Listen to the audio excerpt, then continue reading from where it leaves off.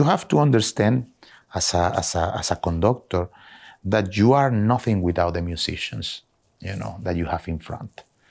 So everything starts from admiration and respect. When you really put that first, and then you put your knowledge about what you know and what you want to achieve, then it's the right order of things, and it's an opportunity. When you are in front of an orchestra, it's a gift. It's a gift to have the chance to guide these wonderful musicians that have played with the best conductors. They have developed, their careers in the highest level, and you have the opportunity to be in front of them and inspire them. Because at the end, the technical things, let's say, are not difficult. When you have a professional orchestra in front, are not difficult to work with, because the orchestras will do in 1 minute. But how to guide them in a journey of inspiration, with music, not only with be charming or beautiful or moving. No, it's something about that kind of mystery, this mysterious moment that we have every rehearsal, and that it gets the real dimension during the performance. This is something that you have to know, or you have to let this happen in the most natural way. When you force that, then it gets out of context. And I remember that first concert with the Philharmonic, with Los Angeles Philharmonic. It was very beautiful because I was at the Hollywood Bowl, and it was really beautiful, like this, beautiful, Revueltas and Tchaikovsky. But then my first subscription was that one, also in America, with the Philharmonic doing Galanta, Bartok, and Rachmaninoff 3 with FIMA. And that was beautiful, because we were in the right acoustics to work, to do it. And yes, it was a magical moment. I think that moment was kind of the moment that started, this, the possibility for me to be music director there.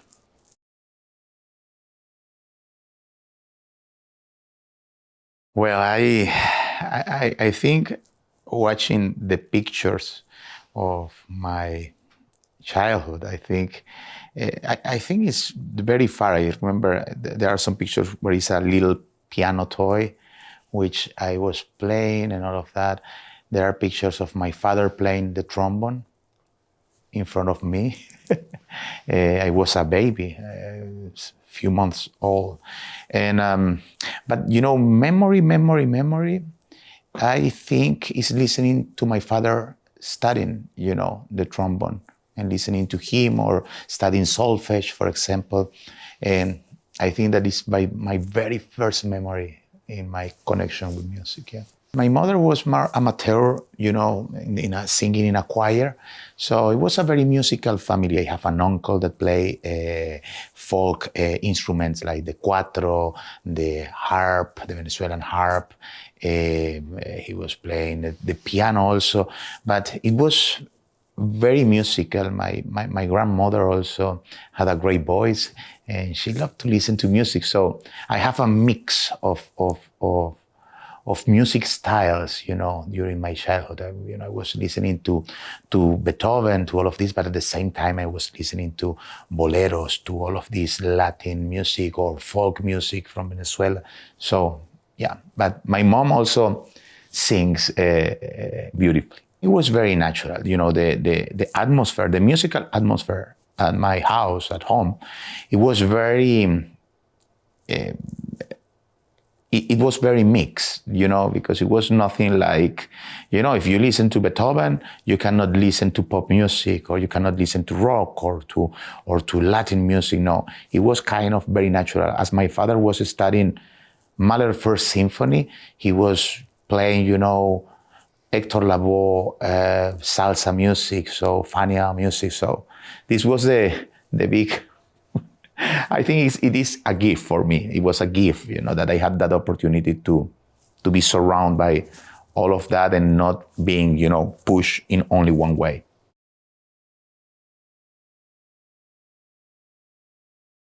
It's very funny because my father, they were teenagers, you know. They had me when they were very young. They met because there is a music, a typical music in Venezuela called gaita from Maracaibo. And my father was playing in a gaita group where my mother was singing. And it was a very amateur group, you know, all the teenagers from the neighborhood, they got together and they were playing at the square in front of the buildings. and they met in that way. My father was giving serenades to my mom, you know, with his friends. So they met through music. It's beautiful, but it was music that made them, you know, connect.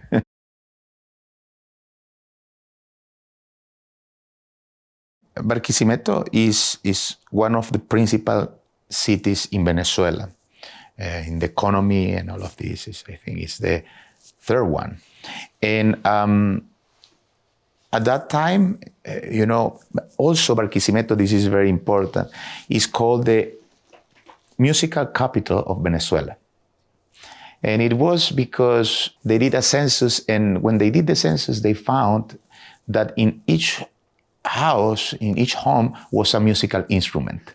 So, and of course, you know, it's a very musical city, state. Not only Barquisimeto, but Lara, complete the state is very musical. You have many wonderful folk traditions, which I grew up with. But at the same time, I grew up, you know, in a you know, middle class, poor neighborhood, you know, very beautiful. I don't have any regret about my childhood because it was very beautiful. But at the same time that I was doing music and all of that, you know, there was surrounded drugs and all of these kind of things, you know, that affect the community. And yes, you know, for me, music was a space to don't be connected to that, you know. And I have great friends, you know, when I was a child, so they decide to go through the other, you know, path, and it's sad, but also others, they also did wonderful things in the sports, in the medical skills and all of these kind of things. But yeah, it was a very, it have the complexity of a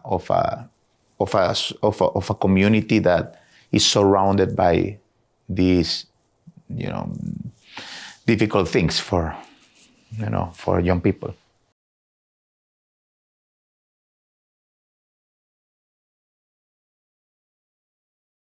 Maestro Abreu was a visionary, you know, and when you see, you know, the real power of art, that is not only an entertainment element of society, if not a real transformative element of the community, there is what Maestro understood. I was not at the beginning of El Sistema, you know. I was not born when he created.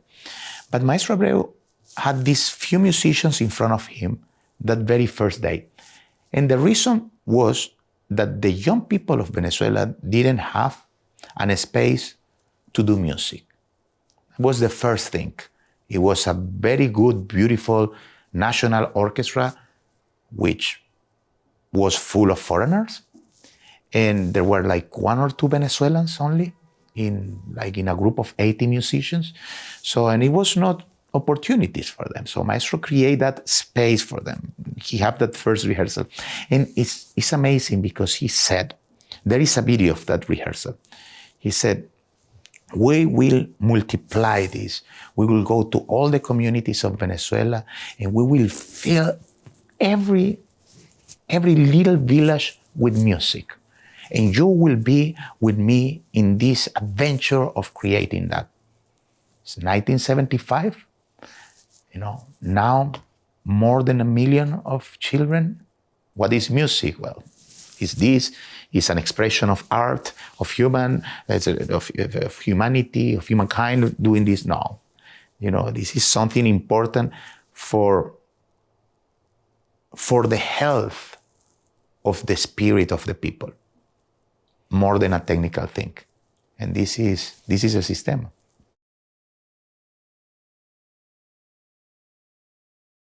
As a child, you see this beautiful gold instrument, in front of you that makes that beautiful and powerful sound. I was conquered by that. I wanted to play salsa like my father, The classical music was, of course, the way to learn things, but I wanted to play in a salsa group like him. And yes, it's still one of my favorite instruments.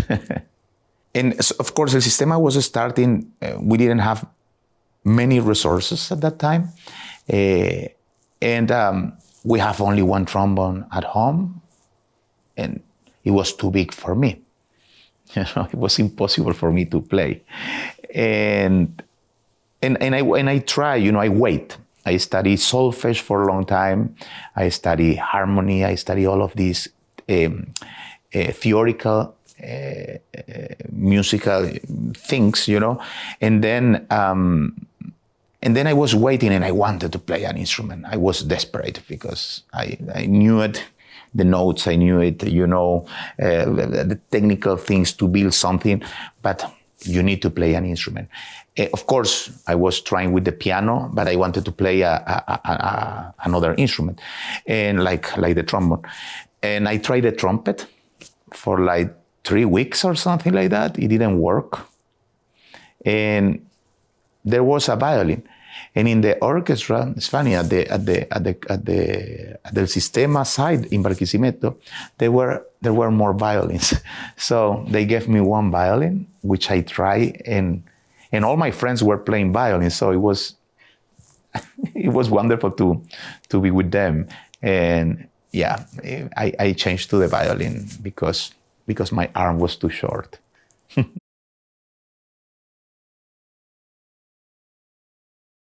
The conducting thing started really early, and it was because I went to a concert that my father was playing with the orchestra, the Barquisimeto orchestra, and I was amazed. It was very beautiful. I think it was Sherazade, Korsakov, and I was listening to that, but I saw that figure in the middle moving the hands. It was a very emotional conductor, very expressive, which for me was like, wow, what is this? And I started to try to discover that. And the first thing was like with the recordings at home, I was conducting. And then my grandmother gave me a baton, I remember, and I was conducting at home. And it got very serious, It was, of course, I was playing, but it got very serious because I was rehearsing. I was preparing the orchestra with no knowledge of what was that. It was only instinct that I was saying, like, let's balance this, let's do this with the recordings. That is why I say always, I was conducting all of these big orchestras, since I was 6-7 years old. I have some little toys. They were not soldiers. They were like these Fisher-Price toys, little persons that they have. And I remember it was a gas station. They gave me this gas station, and these have like 5 of these little people there. And then it was another game that I have that have other little ones. And then I placed them like an orchestra. It was very serious, It was kind of very organized. What I was doing my concerts. I prepared all of that. And of course, that moment, I think it was 1992, when I was in the orchestra and the conductor was late. And I jumped in the podium because it was a little bit of, crazy atmosphere. And I went and I started to imitate the conductors. I think I was 11 years old. At the beginning, we laughed, you know.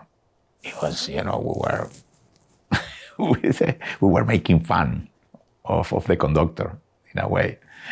But, you know, in a moment, you know, I saw Karajan videos at that time. They were showing that at the conservatory, and he was conducting with his eyes closed all the time. So I was trying to, and then suddenly, you know, everything started to be very calm, and people following and all of that. And I say, wow, what a power I have, you know, and then I opened my eyes, and it was the conductor in the back of the orchestra. I said, like, just this is the end in my musical career, because he will, you know, he will kill me, you know, because I'm imitating him doing all of these funny things. But he was kind of, I think he was surprised. I was, you know, I was playing violin. I was one of the first violins. I was concertmaster in the orchestra, in this children youth orchestra. And he said, like, no, keep doing what you are doing, but you rehearse. And I started to rehearse. He was sitting there. The orchestra was kind of surprised too, because they didn't know how to behave to that. And it got natural. I left the podium. I remember we finished the first part of the rehearsal, and he told me, you are now my assistant. And I got my first job as an assistant conductor.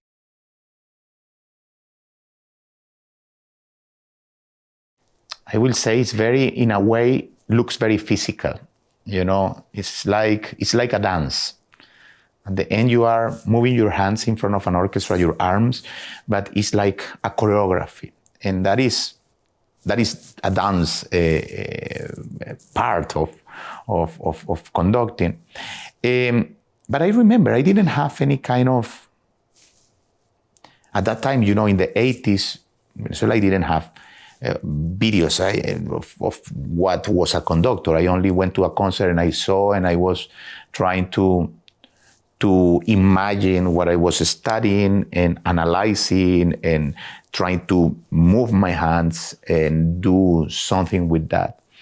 But at the end, yes, it's something that starts from that, but then it gets very deep in a very, I will say, philosophical, metaphysical, psychological thing, conducting, spiritual. More than spiritual. It's more than moving your hands in front of an orchestra and the people watching you jump or move or do these kind of things. It's something very spiritual. That is right, yeah.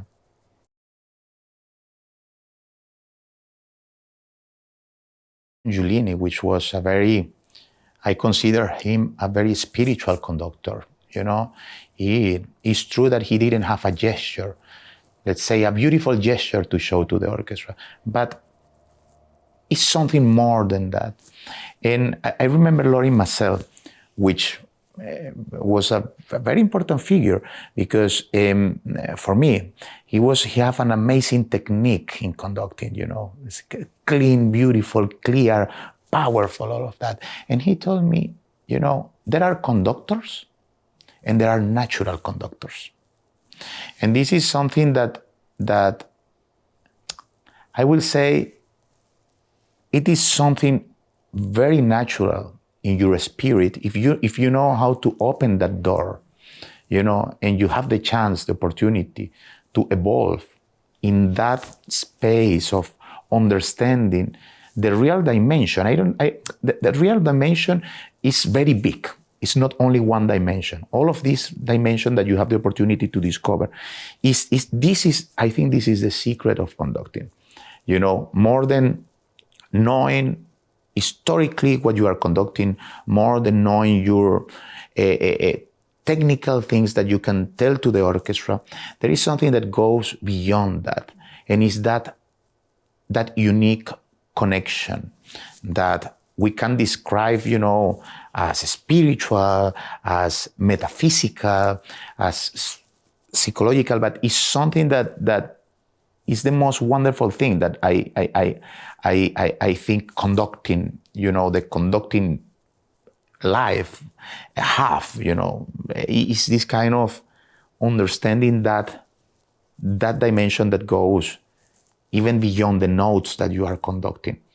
And I'm in this path, I'm still, I'm not anymore a young promise, or a young conductor. I'm middle-aged already, but I consider that, it's a lot of still to discover. And it's amazing when you open that door and you have the chance to develop that understanding of what is conducting about. Yeah.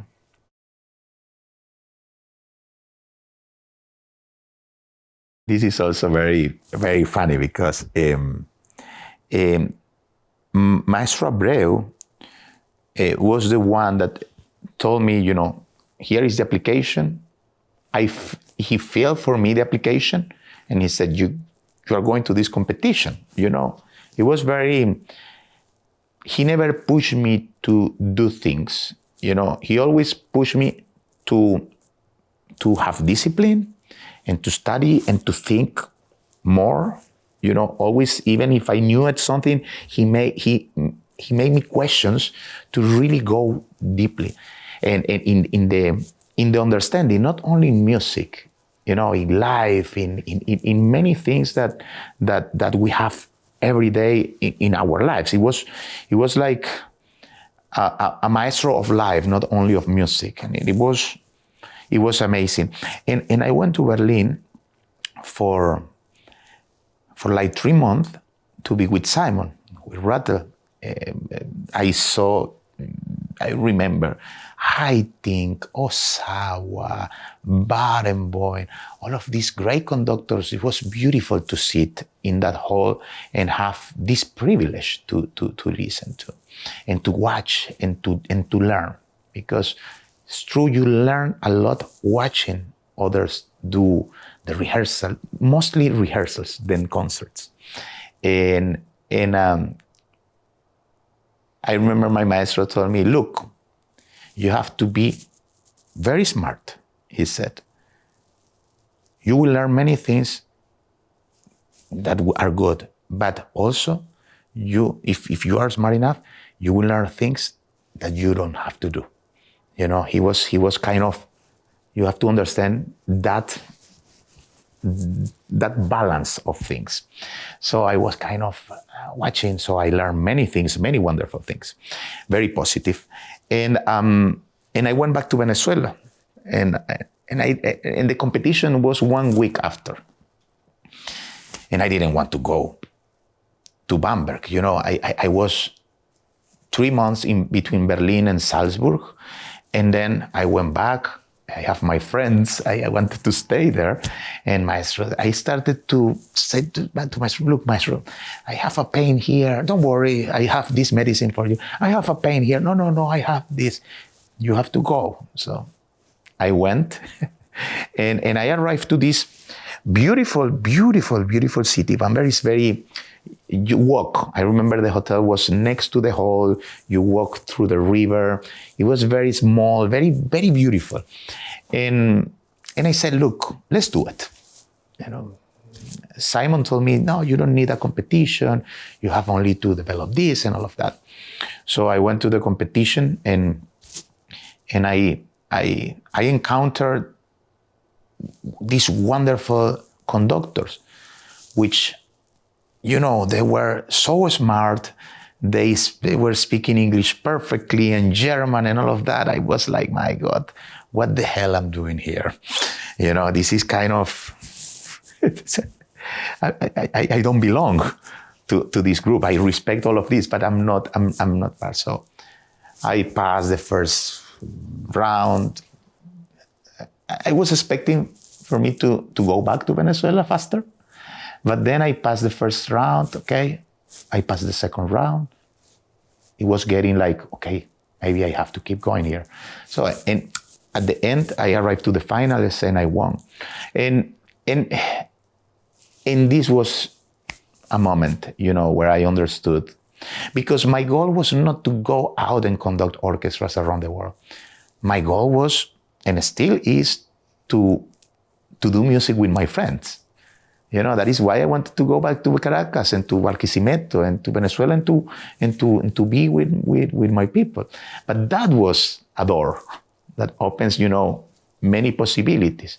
And yes, the Bamber competition was a very special moment. And look, I got this invitation to Los Angeles from the moment of the final. I remember it was like that. And look where we are now, it's 20 years of a beautiful relation.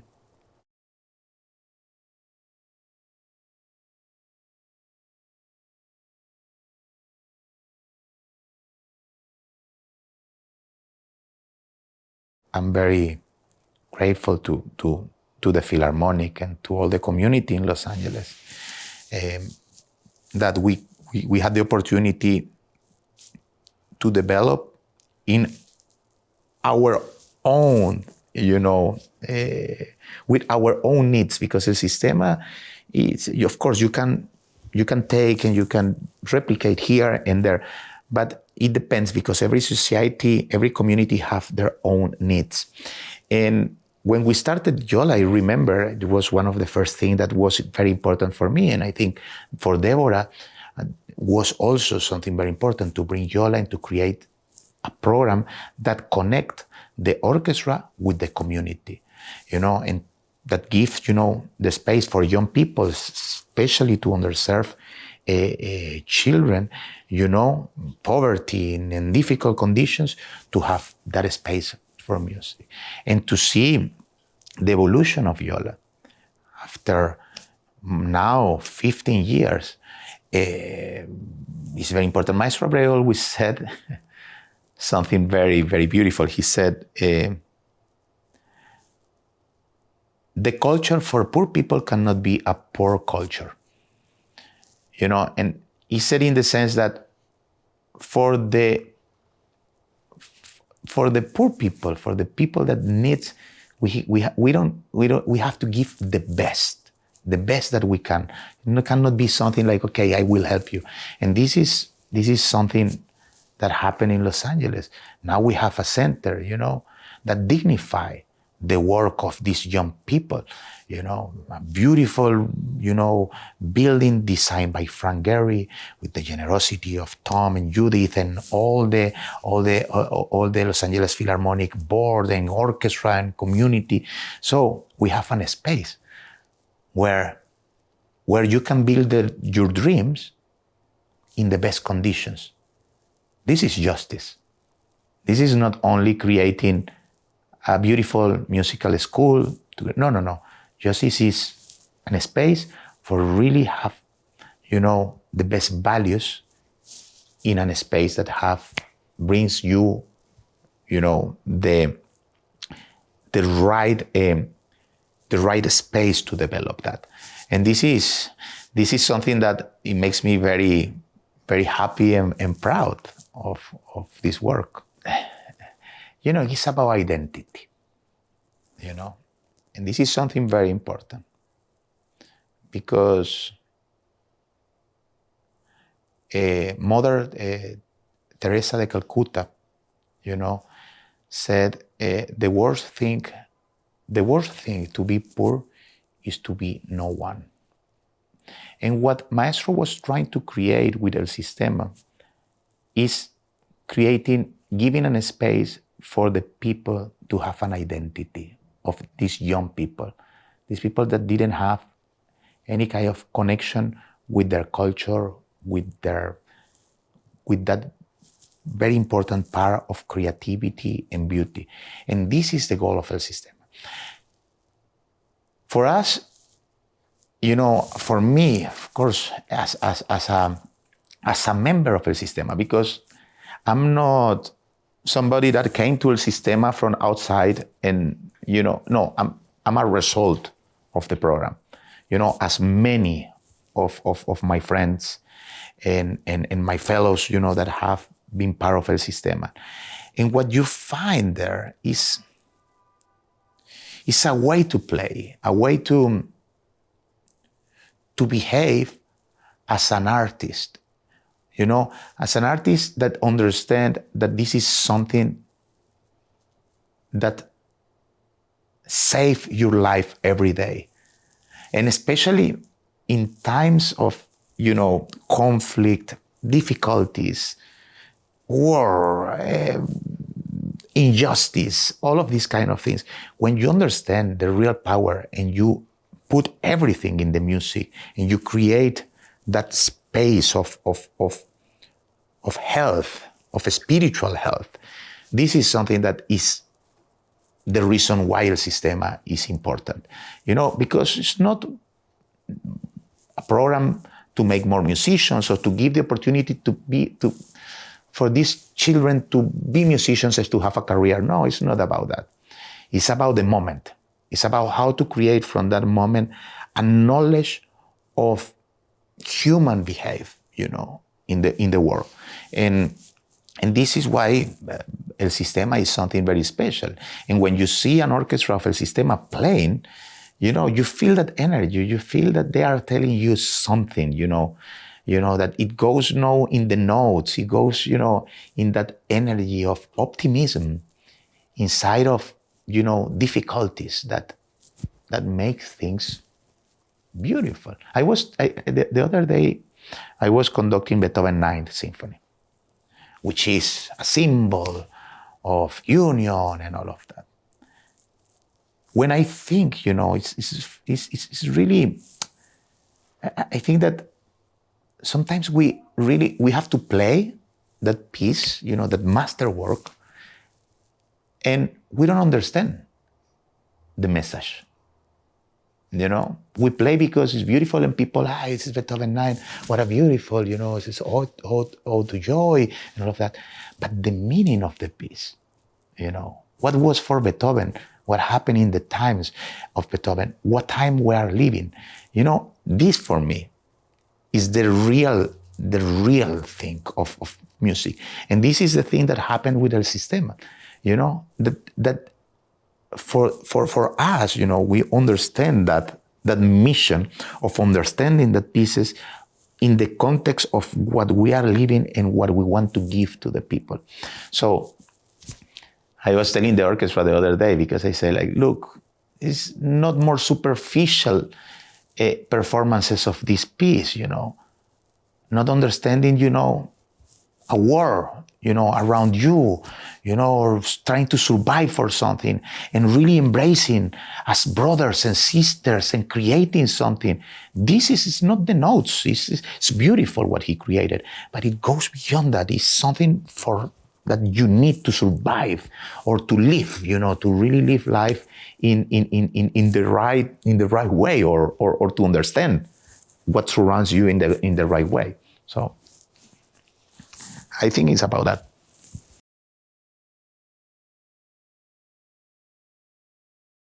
I think, let's call mistakes are a very important part of the beauty of what we do. I tell that to the young musicians. Make mistakes, risk, because this is the way to discover, the beauty of all of this. And look, sometimes I'm very strict and to say things, but never in a radical way. I never take, of course, you can be upset, as musicians, and you can be, but when the musicians feels that, there is a reason, and you really thanks them to make the mistake, they see that is part of the beauty of that, and then you improve that. It's a different way than judge them, because the problem is when you judge somebody that is allowed to make a mistake, because we are all allowed to make mistakes. And some people, I think it was a time where somebody was making a mistake and it was heated by the teacher or something or from a conductor, and be very tough. In a way, I think we are an element of motivation, to make things better or not better, but in a special way, Because what is perfect? Nothing is perfect. And when you try to, people that call, oh, a perfectionist, this is not art. You know, art, I think the real dimension of art is, especially live music, when you are playing, is that moments when you are allowed to make mistakes and make that mistakes be part of the beauty of the moment. And this is something that, you know, this is a bigger thing than to go to one note and say, this is not right and this is that. Because the real dimension is so huge to judge one note. So it's a human action. It's a human action. And this is, I think, the beauty of music, of symphonic music, of concert music, is this action. Again, we go back to this spiritual connection, you know, that I think AI,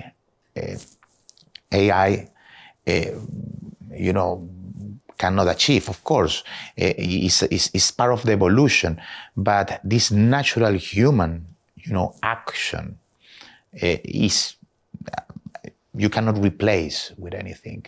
And also, you know, something that is very important, that, you know, technical elements, there is an evolution, you know, in the way to play the technical things. Now orchestras, they had, all of them, they had great level of playing, you know, intonation and all of that. Now we have our own evolution as a group of musicians, where before was more difficult because, you know, the levels were not the same. You know, to make sound an orchestra, it took 4 conductors weeks to make. Now an orchestra rehearse three rehearsals and play a beautiful concert. Now we are also in a moment of rethinking what we want to achieve with the orchestra. Perfection in the technical part, that is not the goal. The beautiful thing of this wonderful dimension of making beauty to connect and to inspire, to motivate, to give, you know, that energy to an audience that is transformed by what is happening on the stage, and understanding that action between each musician and creating with that masterwork that you are playing something special. That is another thing, you know. And this is, for me, what we have to look for.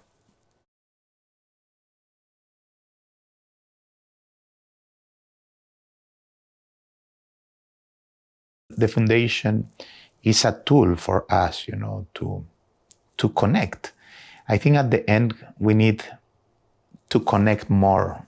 We live in a connected world, but, you know, this is something very subjective, you know, and connecting through, again, we go through these skills of that art, you know, give to us, you know, that this way to connect spiritually, culturally, you know, listening to each other's, understanding each other's. Even if we disagree, we really connect and we create something from that disagreement. This is something for us that is great. And look, we are a very small foundation, but we try to connect and to bring more spaces of beauty for young people through music, through art. Maria is an actor, and she understands really the action of art as a very important transformative tool for the community, for society. So we are very happy, and we try to do our best, you know, to create beautiful projects to connect more and more and more and give opportunity to young people.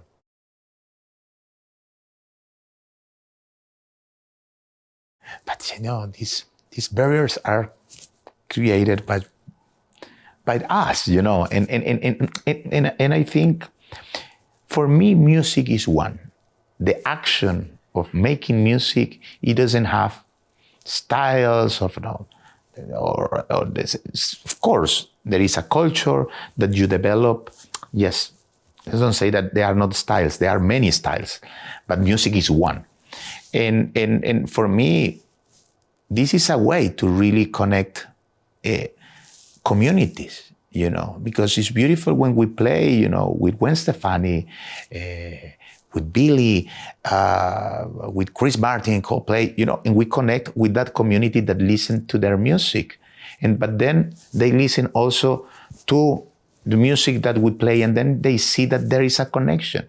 And it's beautiful because I did now at the Hollywood Bowl few very special nights with Marvel music, with Natalia Lafourcade. We have 2 nights sold out Hollywood Bowl, which is very special.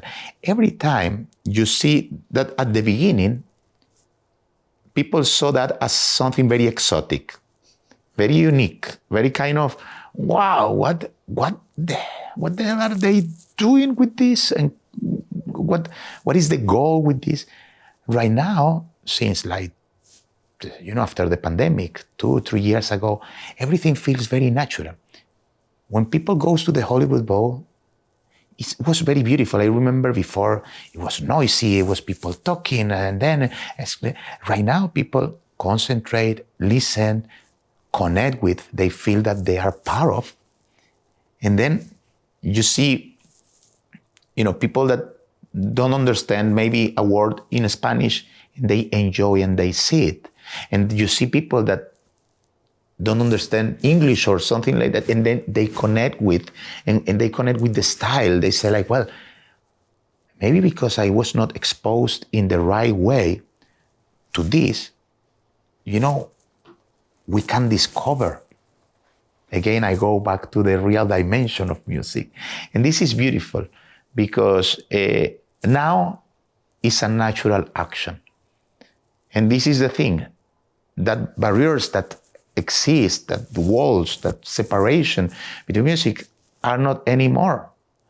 But we took the risk during these years to say, look, no, let's change this.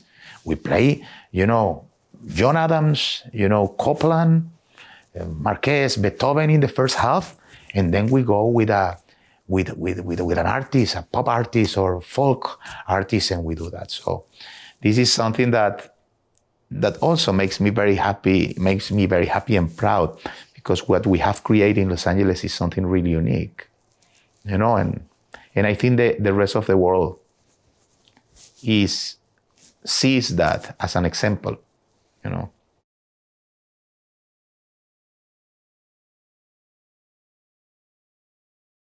It's a big shift, but it's a beautiful shift. I think what we have achieved in Los Angeles is something very beautiful. It's a healthy and beautiful relation that will never go away. This is family.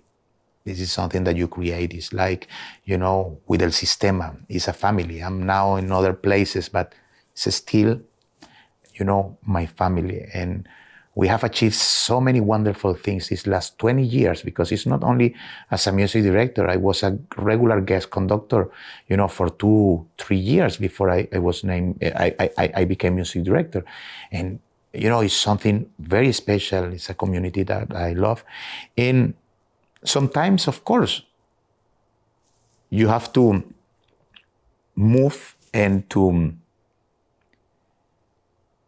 open new chapters in your life. And I think New York is a very special place. It has an amazing history, but a part of that is a wonderful orchestra, which I think we have the opportunity to achieve also wonderful things. And I'm really looking forward. It's something like, I don't like to compare because it's not, but one of my goals is to unite, to see, these partnerships between the orchestras, and that is not a competition. If not, is, we enrich each other. That is, I have been only music director in one orchestra in the United States. Now I'm becoming music director of New York Philharmonic.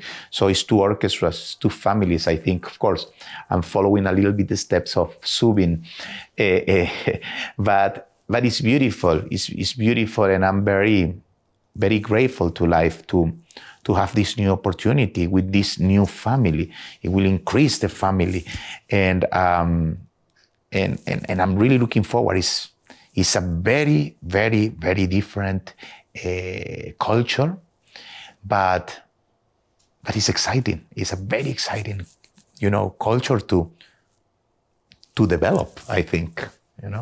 I'm very happy that all of this is happening in the best way, and of course for me it's very important for Los Angeles to keep growing, to keep developing things. I think sometimes you need this new air to really keep moving forward, and of course for me as a conductor, as an individual inside of all of this family, this is a new chapter that I'm really looking forward, and I'm very happy and thankful also to life.